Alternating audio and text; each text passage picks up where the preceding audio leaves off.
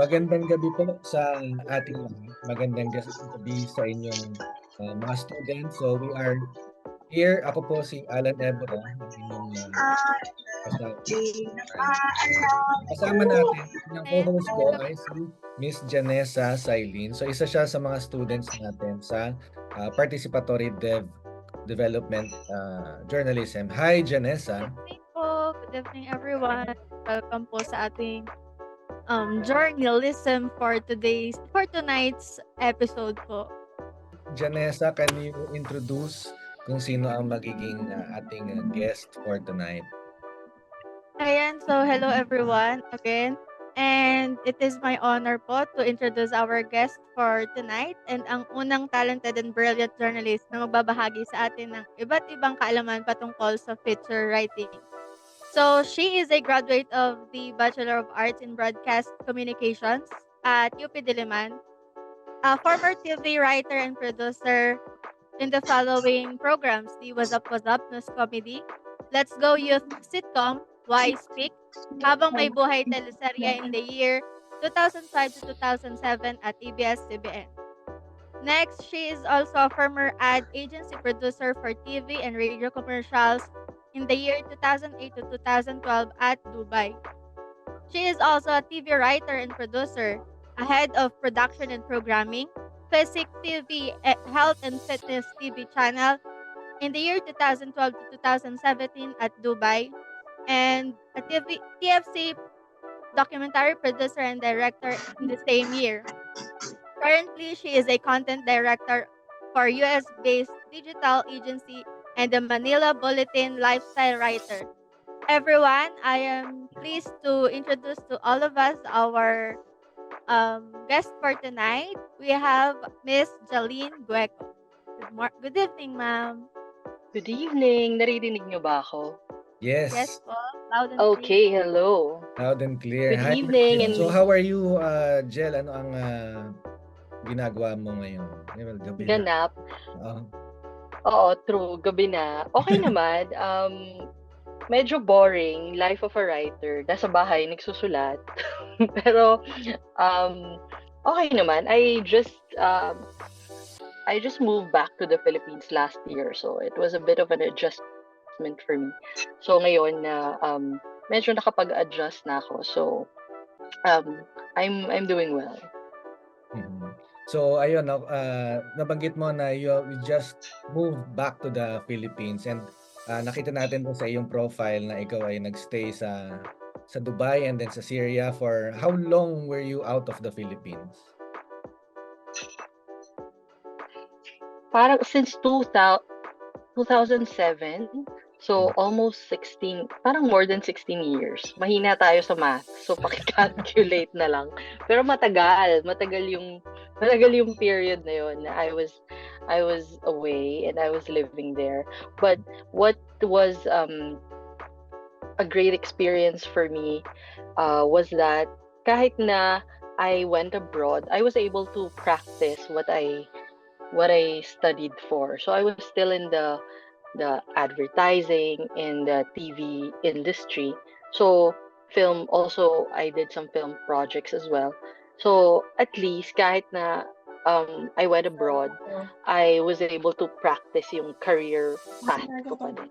With you, who is right now a feature writer or features writer sa Manila Bulletin. So napapublish yung iyong mga stories. Sa Manila Bulletin. Kasi ang tinuturo ko sa kanila is journalism, no? And particularly participatory development journalism. And right now we are talking about journalism in general. So siguro let's start the rolling, Janessa, sa mga questions natin kay Miss Jel. So habang pumipili si Janessa ng first question na, ako ang first question ko ngayon is, how do you choose your stories? Yun, na i-feature, na isusulat? So when I started with Manila Bulletin, I just saw, actually I did not see it. It was a friend who forwarded me a parang call for writers. So sabi niya, oy, I just came back then to the Philippines. Tapos sabi niya, oy, ayan no, magsulat ka for that. So ako naman, sabi ko, sige, I'll try. Pero siguro, it took me like 2 weeks to email them. Tapos they replied, siguro mga 2 months, 3 months. Pero nag-reply na sila, they gave a guideline na. So, since I'm in the lifestyle section, binigay nila parang youth, pop culture, fashion, home, interiors, travel, leisure. So, anything lifestyle, parang hindi hard news. Sometimes, we can venture into entertainment, pero mas dun sa pop culture element rather than dun sa pure entertainment lang. So, yeah, kapag nagmimili ako ng topic, maliban dun sa sinusunod ko yung guideline na yun, personally, I actually parang kumukuha ako dun sa mga personal experiences ko. So kung ano yung, kasi that's how you become authentic in writing eh. So parang dun ka sa mga alam mo muna. So, syempre, sometimes, assign ka ng stories, ganyan. Pero, then you do research or maghanap ka pa ng ibang angles, ganyan. Pero, more or less, ako, I look at topics na una-una, familiar na ako para kapag nag-research ako, mas lalalim siya. I try to avoid things or topics that I'm not interested in. So for example, I'm not really interested in statistics or mathematics, mga ganun. So I avoid those. Parang I know it's not a lifestyle topic or anything. Pero anything na pupunta sa science, math, or something like that, ina-avoid ko. Because I know na if I write about that, hindi siya magiging convincing sa readers ko. Parang it's just gonna be a repeat of what they will see on Google or what they will find online, 'di ba? Kasi hindi ko naman siya alam eh. So, if I pull out from my own experiences, I'm able to give them a unique point of view.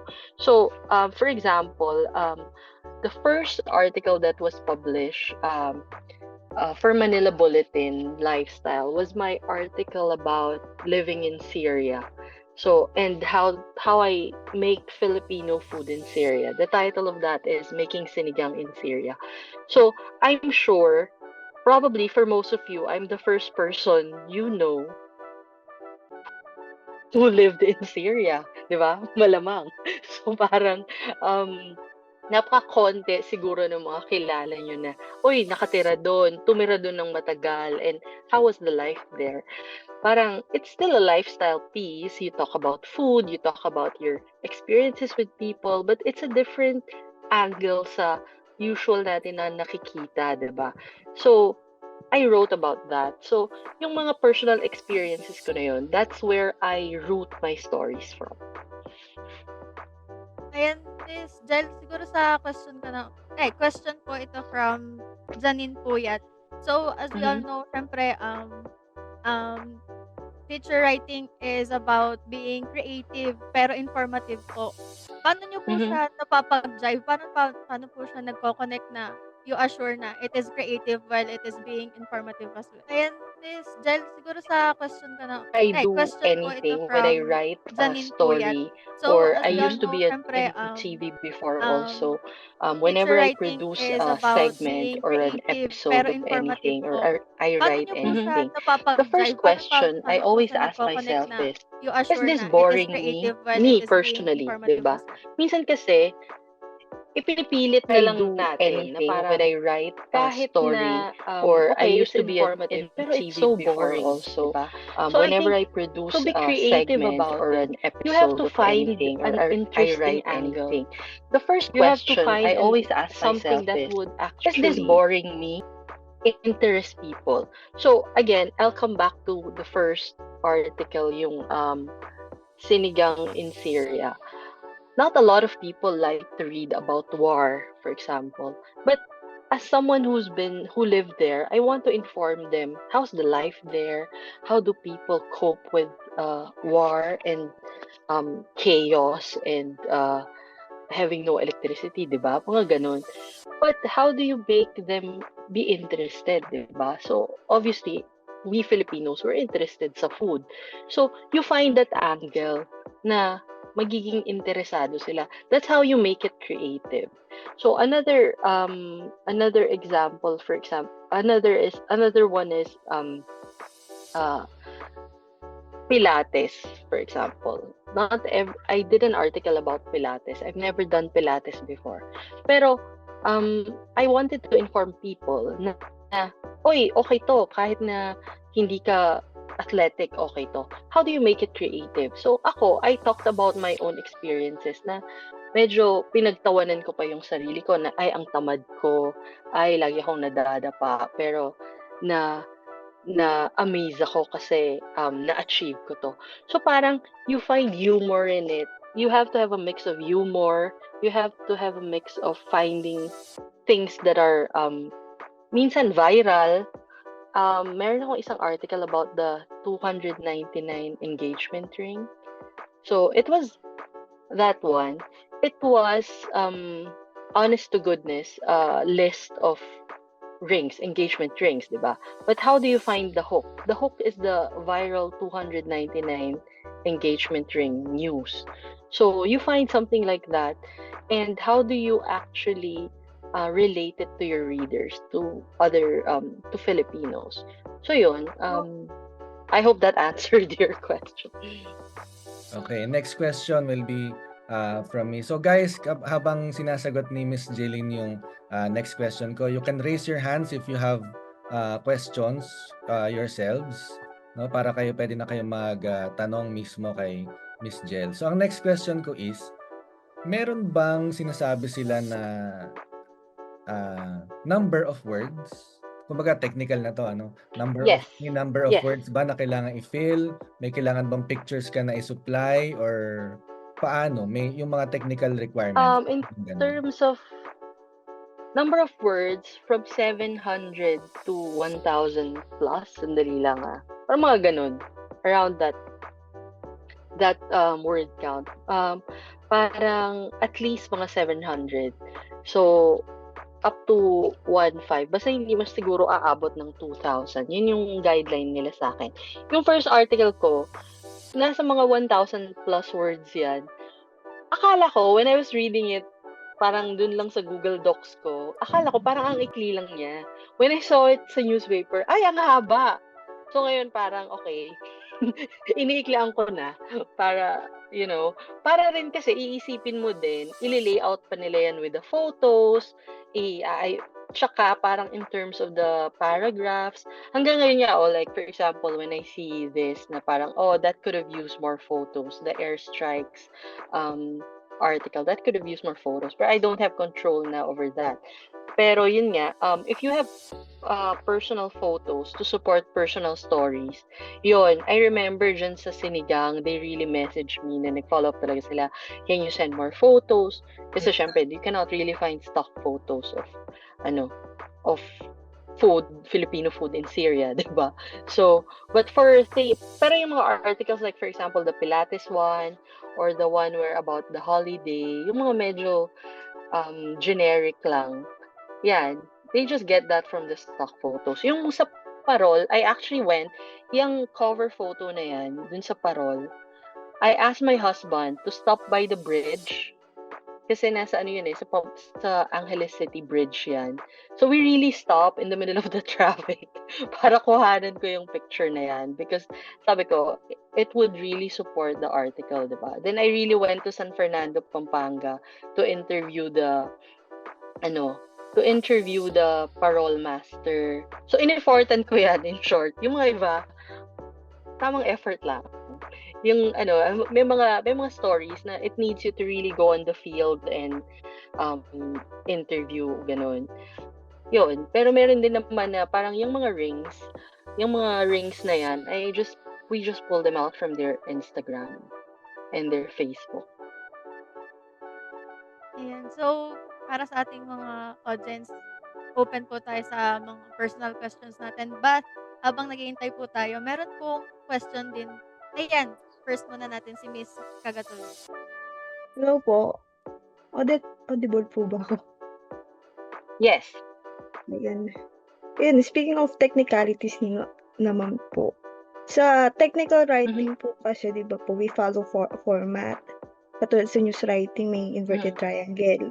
How about naman po sa feature writing, or we know as creative writing? In your case po, do you freely write, or may format po ba kayo pina-follow, or do you come up with your own format po ba? I think siguro ang sagot dyan, there are, in terms of feature writing, merong mga format na very common. So, if you look at my articles, I think you will see yung isa sa mga favorite ko, yung listicle. Yung list. Yung 5 engagement rings, 5 things you need to do. Favorite ko yun kasi madaling isulat yun. Parang you just list them down, you know? So, meron akong skip the sisig, these 7 restaurants. So, that's one of my favorite. I call it parang, for me, it's very easy. You just list them down. So, ayan, top 5 holiday buys. Yan. So, yan yung mga yan yung favorite ko, personally. So, yan yung isa sa mga format. Pero sa mga it depends kasi. Merong mga ibang stories na it doesn't need set format. Kasi, ang kaibahan siguro talaga ng feature writing sa news, I'm sure a lot of you know this already, but I'll share it anyway. Parang, yung feature writing, you really write from your own, parang your own view. It's not really opinion, but it's parang, kumbaga, para siyang you're writing about your experience. You're writing about your things around you, how you see it. It's not really, it's not objective, it's still very subjective. So, you write it the way you think it will be more effective to people. So, for example, one of my article, I don't know if any of you are BTS fan. I went to Busan to the cafe of Jimin's dad. Oo, di ba? Parang dad siya ni Jimin. So, kung merong mga may kilala kay Jimin, pumunta kami dun sa cafe niya. Kasi yung dalawang kasama ko, parang, well, hindi rin pala sila BTS Army. Parang na-curious lang sila. So, syempre, sumama na din ako. So, when we went to this cafe, we met another, I didn't really have any intention to write about that. But, I met an army who came from Mexico na nag-travel pa doon. Galing siya ng Japan. Nag-travel siya alone just to go to that cafe. And we chatted with her, ganun. So, naisip ko, this will be a good story. This will be a good story for, to write about, going to this cafe na pinupuntahan pala siya, tourist spot pala siya ng army. So, when I was writing about it, I just wrote it like how I would write my experience going there. Kumbaga sa parang blog. Ganon, isulat mo lang, pumunta ako dito, magkukwento ka talaga. So, yun yung sa mga articles na rooted from personal experience. Pero, even if you're writing, parang hindi naman siya technically free flow Parang meron ka pa ring format. Meron kang, in any story, merong beginning, middle, and end. Meron ka dapat ganon. So, parang, okay, ano munang nangyari? Tapos, ano yung climax ng story mo? Or ano yung tapos, ano yung ending? So, dapat yung story mo laging may ganun. Hindi pwedeng walang pupuntahan yung story mo. So, alam mo, yung Pilates, I think I wrote about the different benefits naman. So, parang, technically, parang dun rin yan sa list. Nagbibigay ka ng mga benefits, ganun. Pero yung mga personal stories naman, as long as you were able to tell a full, kumbaga, nabigay mo yung buong kwento, hindi bitin, hindi yung walang kinapuntahan yung storya. Meron kang goal parang meron kang goal kung bakit mo yun kinukwento. Hindi lang siya basta, ito yung, kumain ako ng, crispy pata sa Bulacan or something. Tapos nagkwento ka ng nagkwento. Tapos itatanong sa'yo ng reader mo, so what? Bakit mo yan kinukwento, di ba?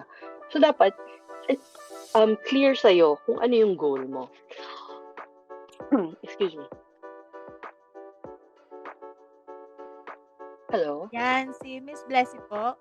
She asked na, since sabi niyo nga po na you work sa Dubai, paano po siya pinagkaiba? Paano naging super magkaiba yung working place niyo sa Dubai and sa Philippines? Medyo marites question po ito. Okay. So, in the Philippines, right off college, I joined ABS-CBN with Alan. So, siya rin yung pasimuno dyan. So, parang, I joined ABS-CBN. So, very, it was a very hectic, parang very hectic, very developed na kasi, very established na yung network. So, when you go in, you have to really fit into the culture, kumbaga. But, coming from our university, medyo hindi naman ganun kahirap yung transition. So, with my work in the Philippines back then, parang very demanding. Yun, parang walang masyadong holidays, walang masyadong love life, walang masyadong anything, ganon. Wala kang time. Parang magsushoot ka sa morning, mag-edit ka, mag-brainstorm, ganyan. Very hectic. When I went to Dubai, it was actually very different, but I didn't work immediately sa TV. I worked in advertising and film.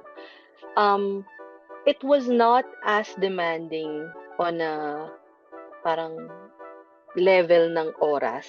Hindi siya yung demanding sa time masyado. Kasi kahit na may overtime, hindi parang inaabot naman ng 2 a.m. or 3 a.m. Hindi naman ganun. Pero ang challenging is you have to actually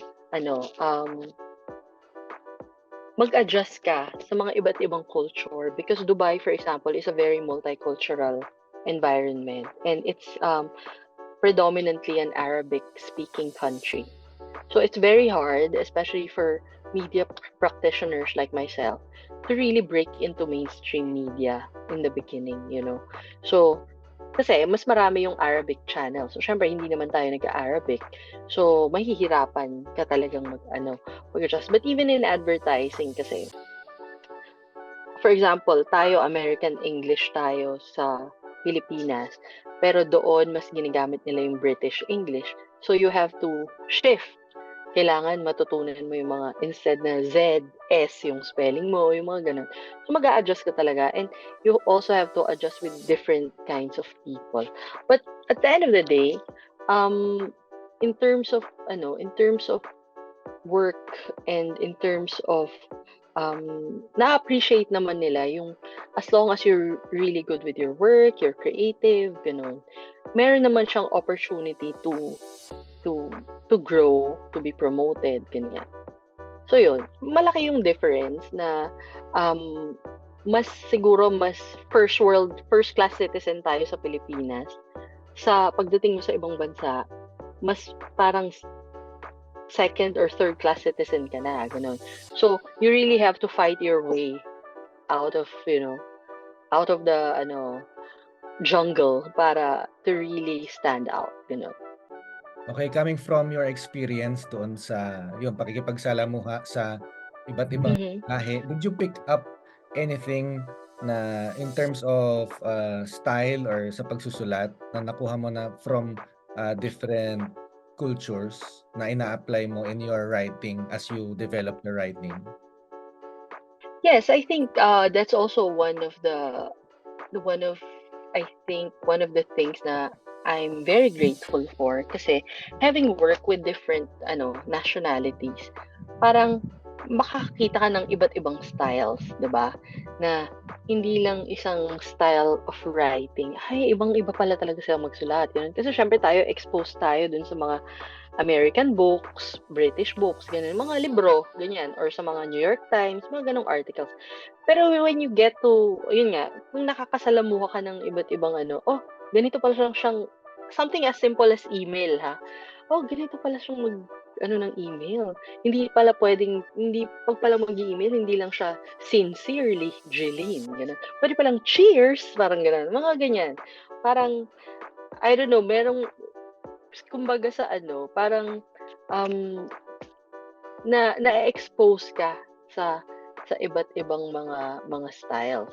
One one thing that I would never forget siguro is in terms of writing na one of and I got it very weirdly from the CFO, parang Chief Finance Officer, na I was doing the TV. I was in the TV production department at that time. Tapos, so dapat ako yung mas creative, mas magaling magsulat, 'di ba? Pero the CFO actually called me out. Sabi niya, "Jellyn, you know what? When you write emails, especially business emails, just go direct to the point. Stop doing ang dami ko daw palabok. Kumbaga ginagawa kong feature writing yung business email. So, wag daw ganon. So, he actually called me out. So, siguro ang learning ko doon, depending on your medium or depending on your platform, may iba-ibang styles na dapat i-adopt.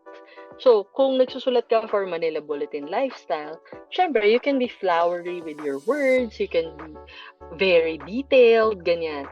But if you're writing, for example, a caption lang or a copy for a product that you're selling on Lazada, for example, you're a product copywriter, you have to have a different style. So siguro yun, ang learning na mapapass on ko sa inyo is that you have to adopt your style depending on your platform or what you're using that set of copy for. So same as iba yung style sa news, iba yung style sa feature, ganun. So siguro yun yung learning na magandang tandaan.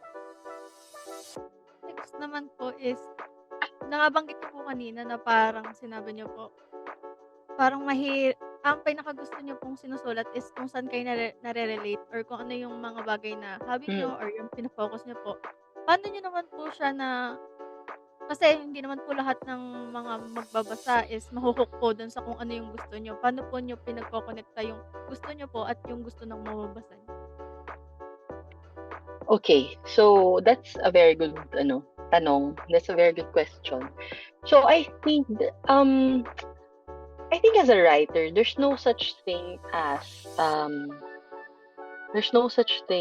only writing for yourself. There's also no such thing as parang you're being selfish kasi you're only writing what you like, ganyan. That's, I think, is the difference when you're doing something like ano mo tawag dito? Parang minsan yung sa film, gusto ko ito lang yung maganda. So ito yung gagawin ko, ganun. I think yun yung tinatanong mo, 'di ba? Parang para sa akin maganda to, paano para sa iyo?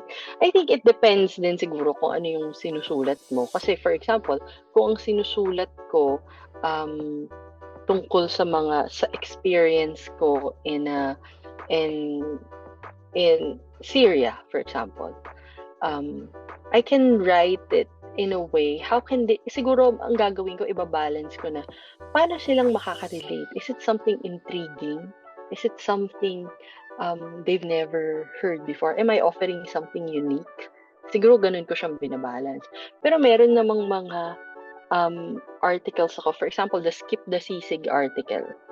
Yun, ang goal talaga nun is to make my readers try out different restaurants in Pampanga, 'di ba?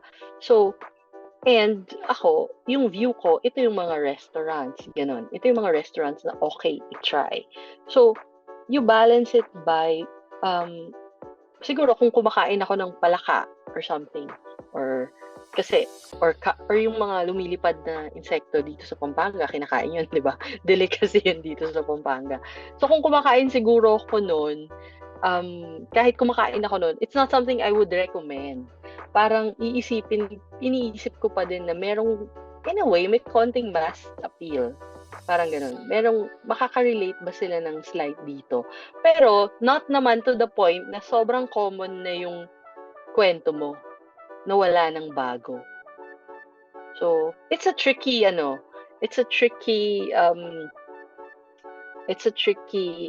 situation minsan pag ganun. Pero yun nga, you have to, again, I go back to, you have to make it interesting. You have to make it, something na merong appeal na medyo alam naman nila, ganun. Unless you're really just introducing something na kakaiba. Thank you, Jel. So guys, I'm sorry, we're running out of time. Sobrang, yan, 40 minutes lang yung ating Zoom. So, pero I'm, of course, marami tayong na kuha kay Miss Jel sa kanyang mga experiences I here. hope. Good. Of course, of course. So, sa akin personally, ang key takeaway ko is to write about something you know, something close to you, and then to express it para makarelate yung ibang tao. Parang yun yung yes, it helps you to become authentic also, and you're offering a different and unique perspective, not something that they can read just anywhere. Oh, yun. And with that, we would like to present. Go, Janessa. Ayan, so again, marami pong salamat at marami po talagang natutunan ng bawat isa, especially kami po na third year na mayroong core subject na Participatory Development Journalism. And with that po, we are giving you the Certificate of Appreciation. Here, it is hereby given to Ms. Jellyn Gueco for sharing her expertise. Yeah. For sharing her expertise, skills, time, and valuable knowledge as the research speaker for the Journeylism, Kwentuhang feature writing under the core subject DEVC 432, the Participatory Development Journalism of VS Development Communication, Batangas State University, the National Engineering University, Pablo Bourbon. Given this 30th day of January 2024 via Zoom meeting.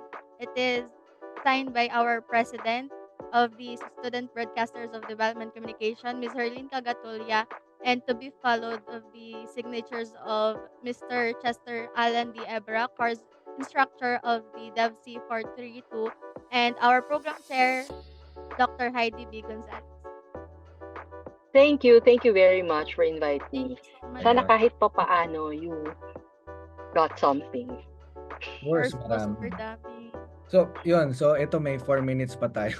So, habang sulit natin itong 4 minutes na ito. Ako siguro may last question ako is, how often do you write? Ilang beses ka bang naglalabas ng article sa weekly ba ito? And then, if weekly ba ito, may naka-line up ka na ba na nakabangko ng mga topics in mind or nagsusulat ka ba in advance? Kasi actually, I had that question also. Wala namang limit kung ilan yung pwede mong isubmit. More or less, ako personally, I do, parang ang gusto nila mag-submit ka ng 2 to 3, tapos ipapublish nila, ganun. So, wala namang limit. Pero ako personally, I try now to write at least weekly. I write 1 or 2 articles kasi, well, ideally, gusto ko may nakabangko. Pero with feature writing, although you want to write evergreen articles are articles na hindi naluluma. So, forever. Alam mo yun.